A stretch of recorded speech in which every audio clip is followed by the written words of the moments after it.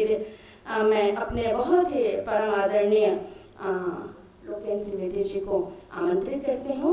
आपके लिए कुछ भी कहना मेरे लिए संभव नहीं। आपने बहुत पुरस्कार प्राप्त किया, आपने बहुत कार्य किया है थिएटर को लेकर, ड्रामा को लेकर, मंच के आप इतने उत्कृष्ट कलाकार हैं। मैं आपके बारे में क्या ही बोलूँ, बस आपको सुनने की इच्छा पूरे दर्शक दीर्घा को है, तो मैं आपको आमंत्रित करती हूँ बहुत प्रेम से।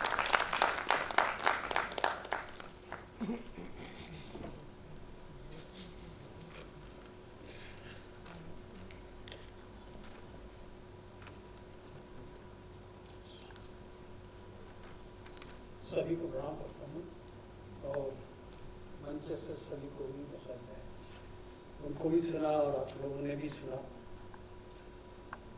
मैं चाह रहा था कि मार्च में बोलूँ, लेकिन कुछ मतलब कि जिम्मेदारियाँ और भी जान डाल दी गई, तो उसके ऊपर भी मुझे लगता है कि थोड़ा सा प्रकाश डालना बहुत जरूरी है।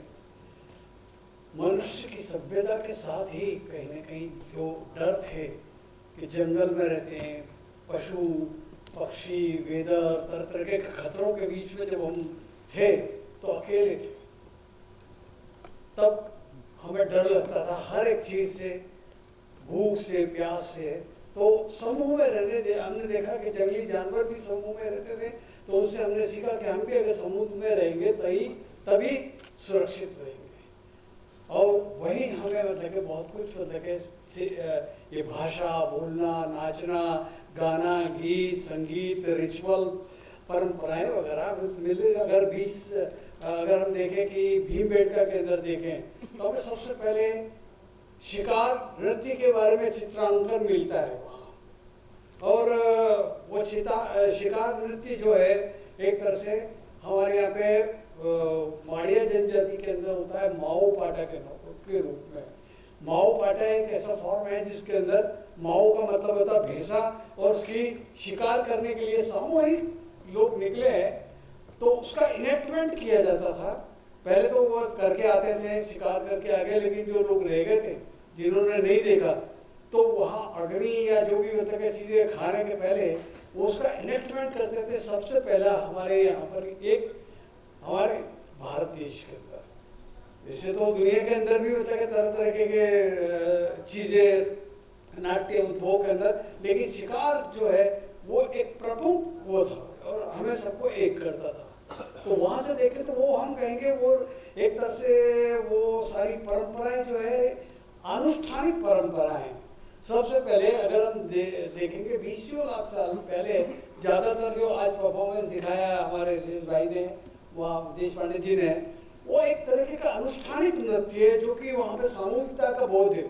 वहाँ पर परफॉर्मेंस से भी ज़्यादा समूह के अंदर आनंद की एक प्राप्ति करना मकसद है।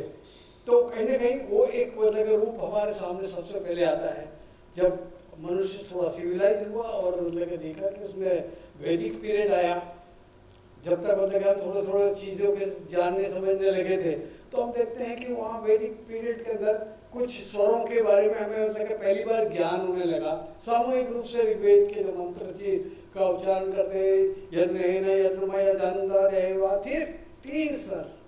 तीन स्वरों के अंदर पूरी की पूरी मतलब कथा उसके अंदर।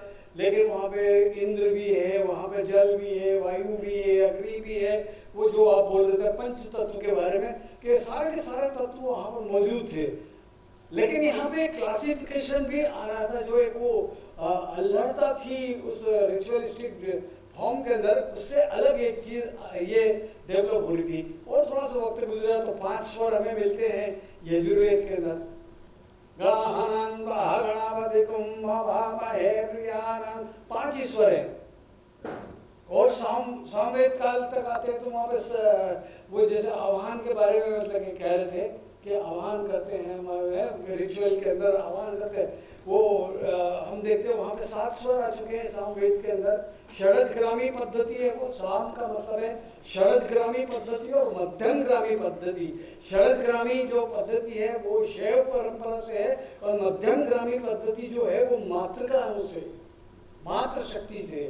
तो ये उन दोनों को मिला के जो एक स्वरूप बना था वो सामवेद था।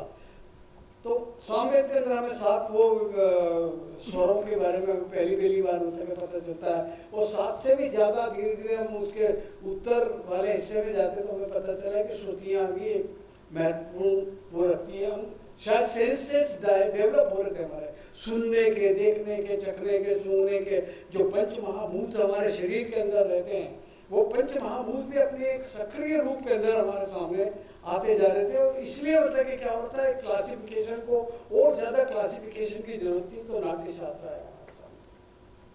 वहाँ लोक धर्मी परंपरा सबसे पहले वो अनुष्ठानिक थी, नाट्य धर्मी बाद में आया, क्योंकि वो हमने जो क्लासिफिकेशन से सीखा था तो उसके 2 हिस्से मतलब बराबर बनाए गए, एक नाट्य लोक धर्मी था, दूसरा नाट्य धर्मी।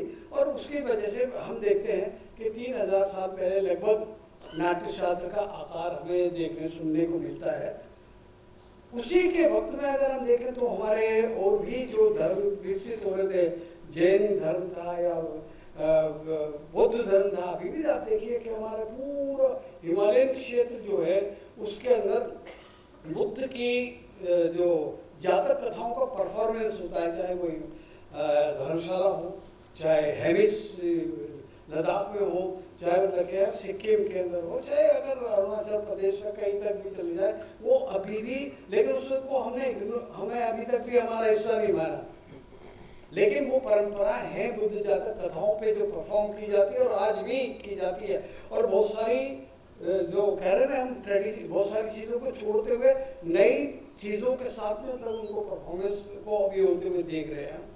कुछ चीज़ें अपने आप कटती जाती है, कुछ नई चीज़ें उसके साथ में जुड़ने लगती है। तो बुद्ध इससे मतलब कि हमें कुछ अलग तरह का ज्ञान भी प्राप्त होता है कि किस तरह से, अगर हम देखें अब से 2200 साल पहले अजंता की 16A गुफा के अंदर जाइए, वहाँ पर हमारा नाटककार अशोक घोष, सबसे पहले अशोक घोष नाटककार मानते हैं अभी संस्कृत के अंदर, उसने जो 2 नाटक लिखे हैं वो दोनों के दोनों सौंदर्यानंद, जो बाद में मोहन राकेश ने लहरों के राजस्व के नाम से लिखा है, और बुद्ध चरित्र, दोनों पेंट किए हुए हैं 2200 साल पहले। पूरे के पूरे इलस्ट्रेशन है उसके अंदर, 16A के अंदर कलर, उस वक्त कॉस्ट्यूम कैसे होते थे, पता नहीं क्या क्या चीज़ें, एक सिविलाइज होते जाते हैं, होने के साथ साथ एक्सप्रेशन की भाषाएं जो डेवलप हो रही थी, उन्होंने बहुत ही बड़ा विराट रूप, अगर हम थोड़ा सा अपने संस्कृति का अध्ययन करना है तो हमें मतलब